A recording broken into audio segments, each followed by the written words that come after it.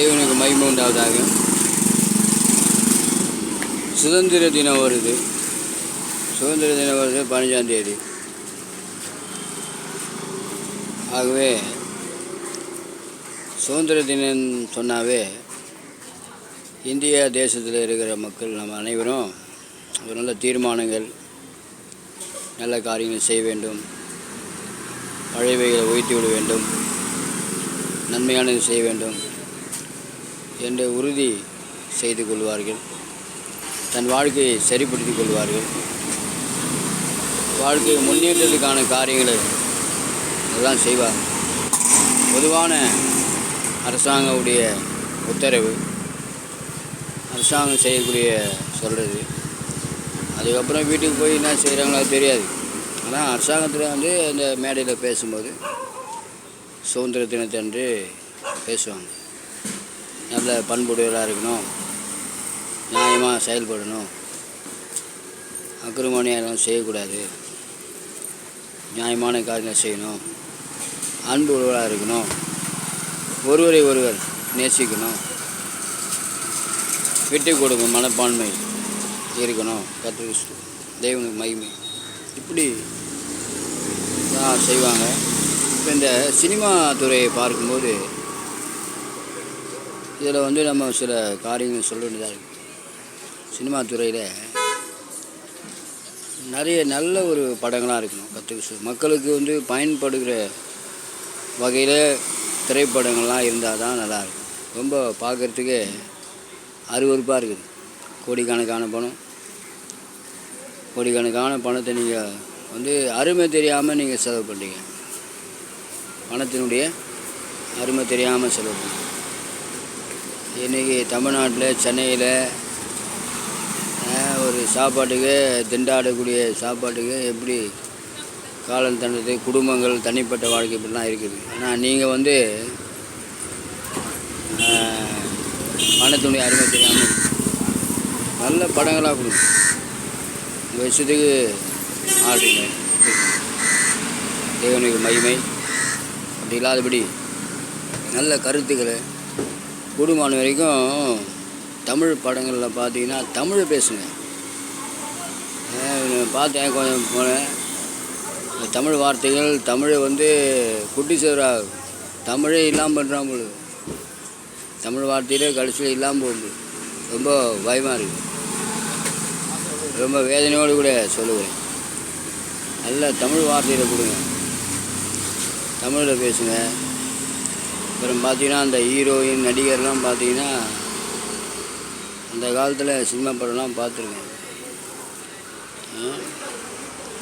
Saving பண்ணாமே நீங்கள் cinema ஹீரோயினாவது saving பண்ணணும். ரொம்ப கெட்டு போச்சு, கெட்டு சேராகி போய் அதை கொஞ்சம் தடுத்து நிறுத்தி அதெல்லாம் சரிப்படுத்தி வளப்படுத்துங்க. மக்களுக்கு பயனுள்ள வார்த்தைகளை கொடுங்க. வார்த்தை தான் ரொம்ப முக்கியம். வார்த்தை தான் ஆயுதம். தெரிஞ்சுங்க. காந்தி தாத்தா சுதந்திரத்தை எப்படி வாங்கினான்னு சொன்னால் வார்த்தையாக அந்த ஆயுதத்தை எடுத்து பயன்படுத்தினார். அகிம்சை ரொம்ப பயங்கரமானது. இந்த வார்த்தை தான். அந்த வார்த்தையை நம்பணும். இந்த வார்த்தையில் வல்லமை இருக்குது. நம்பிக்கை ஊட்டக்கூடிய வார்த்தைகள். இப்படி நீங்கள் நல்ல அதாவது திரைப்படங்கள் அது ஆரம்பத்தில் ஒரு நாடகமாக இருந்தது. நாடகம் ஒரு நாடகமாக தான் இருக்கணும், வேறு மாதிரி இருக்கக்கூடாது. அதுதான் சொல்கிறேன். நாடகங்கள் நாடகங்கள் மாதிரியே இருந்தால் போதும். அது மெய்யாகவே நிஜமாகவே இதெல்லாம் தேவையில்லாத விஷயம். நாடகங்கள் மனுஷன் களைப்பாக இருக்கும்போது ஒரு மகிழ்ச்சி உண்டாக்குது தான் அந்த நாடகம். அதில் சில கருத்துக்களை சொல்லி அது ஒரு தேசத்துக்கு மக்களுக்கு ஒரு முன்னேற்றமாக இருந்தது. இன்றைக்கி சினிமா ஒரு நிஜமாக ஆகிப்போச்சு. நிஜமான வாழ்க்கை ஒரு பொய்யான வாழ்க்கை ஆகிப்போச்சு. அப்படி தான் இருக்குது. நிஜமாகவே வாழ்கிற வாழ்க்கை வந்து பொய்யான வாழ்க்கை ஆகிப்போச்சு. சினிமா வந்து மெய்யான வாழ்க்கையாக ஆகிப்போச்சு. ஏன்னு சொன்னால் சினிமா வந்து அதிகமாக பார்க்குறோம். அதனால் சினிமா வந்து சினிமாவாக இருக்கணும், நாடகங்கள் வந்து நாடகங்களாக இருக்கணும், நிஜ வாழ்க்கையாக இருக்கணும். இந்த மாதிரி நீங்கள் கொண்டு வாங்க, நிறைய சரிப்பட்டுங்க. முக்கியமாக சொல்ல வேண்டிய கருத்துன்னு சொன்னால், திரைப்படங்களில் பொதுவாக நம்ம நாட்டில், இந்தியாவில், தமிழ்நாட்டில் வார்த்தைகள் வந்து இன்னும் நிறைய பேர் தமிழ் வார்த்தையே இன்னும் தெரியாமல் இருக்காங்க. தமிழ் வார்த்தையை இன்னும் கற்றுக்கொள்ளாமல் தெரியாமல் அநேகம் பேர் இருக்காங்க. ஆனால் நீங்கள் என்ன பண்ணுறீங்க, தமிழ் வார்த்தையை எப்படி ஆகிரும் அதை வீழ்த்த பார்க்குறீங்க.